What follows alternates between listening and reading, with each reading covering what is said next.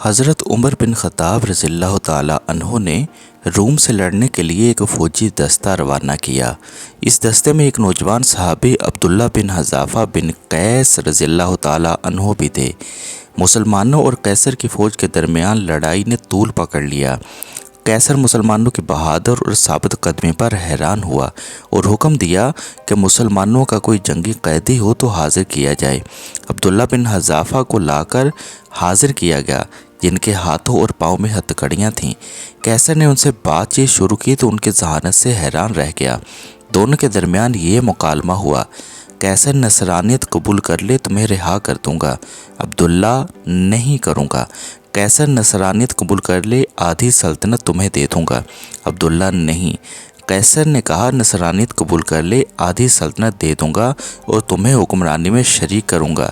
عبداللہ نے کہا نہیں، اللہ کی قسم اگر تم مجھے اپنی پوری مملکت، اپنے آباء و اجداد کی مملکت، عرب و عجم کی حکومتیں بھی دے دو تو میں پلک جھپنے کے برابر بھی اپنے دین سے منہ نہیں موڑوں گا۔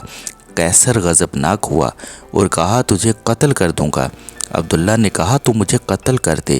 قیصر نے حکم دیا کہ ان کو ایک ستون پر لٹکا کر ان کے آس پاس تیروں کی بارش کی جائے، صرف ڈرانے کے لیے۔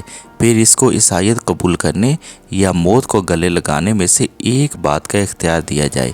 جب قیصر نے دیکھا کہ اس سے بھی بات نہیں بنی اور وہ کسی حال میں بھی اسلام چھوڑنے کے لیے تیار نہیں، تو حکم دیا کہ اس کو قید میں ڈال دو اور کھانا پینا بند کر دو۔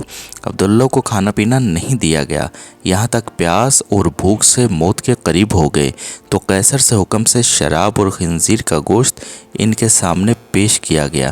جب عبداللہ نے یہ دیکھا تو کہا اللہ کی قسم مجھے معلوم ہے کہ میں وہ مضطر حال پریشان ہوں جس کے لیے یہ حلال ہے، مگر میں کفار کو خوش کرنا نہیں چاہتا۔ یہ کہہ کر کھانے کو ہاتھ بھی نہ لگایا۔ یہ بات قیصر کو بتائی گئی تو اس نے عبداللہ کے لیے بہترین کھانا لانے کا حکم دیا۔ اس کے بعد ایک حسین و جمیل لڑکی کو ان کے پاس بھیجا گیا کہ ان کو چھیڑے اور فحاشی کا مظاہرہ کرے۔ اس لڑکی نے بہت کوشش کی مگر عبداللہ نے اس کی طرف کوئی توجہ نہیں کی اور اللہ کے ذکر میں مشغول رہے۔ جب لڑکی نے یہ دیکھا تو غصے سے باہر چلی آئی اور کہا تم نے مجھے کیسے آدمی کے پاس بھیجا؟ میں سمجھ نہ سکی کہ وہ انسان ہے یا پتھر۔ اللہ کی قسم اس کو یہ بھی معلوم نہیں ہوا کہ میں مذکر ہوں یا مؤنث۔ جب قیصر کا ہر حربہ ناکام ہوا اور وہ عبداللہ کے بارے میں مایوس ہوا تو ایک پیتل کی دیگ منگوائی اور اس میں تیل ڈال کر خوب گرم کیا اور عبداللہ کو اس دیگ کے سامنے لایا گیا اور ایک دوسرے مسلمان قیدی کو زنجیروں سے باندھ کر لایا گیا اور ان کو اٹھا کر اس ابلتے تیل میں ڈالا گیا، جن کی ایک چیخ نکلی اور دیکھتے ہی دیکھتے ان کی ہڈیاں الگ ہو گئیں اور تیل کے اوپر تیرنے لگیں۔ عبداللہ یہ سارا منظر دیکھ رہے تھے۔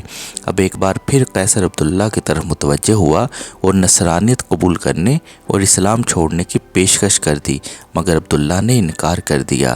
قیصر غصے سے پاگل ہونے لگا اور حکم دیا کہ اس دیگ میں موجود تیل اٹھا کر عبداللہ کے سر پر ڈال دیا جائے۔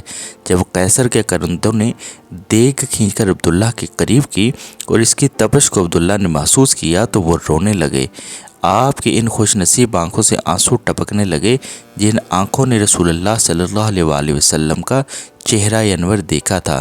یہ دیکھ کر قیصر خوشی سے جھومنے لگا اور کہا عیسائی بن جاؤ، معاف کر دوں گا۔ عبداللہ نے کہا نہیں۔ قیصر تو پھر رویا کیوں؟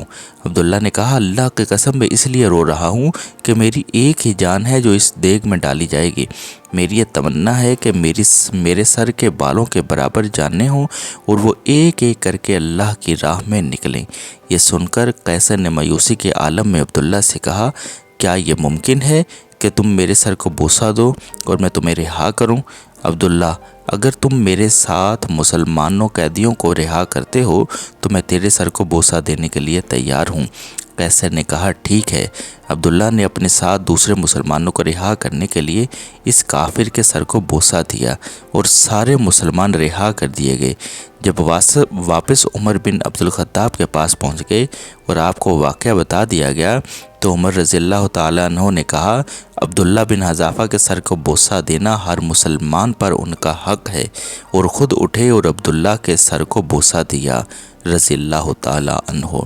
ناظرین کرام، امید کرتا ہوں آپ کو یہ ویڈیو ضرور پسند آئی ہوگی اور آپ اسے اپنے دوستوں کے ساتھ بھی ضرور شیئر کریں گے۔ اللہ پاک میرا اور آپ سب کا حامی و ناصر ہو۔ اللہ حافظ۔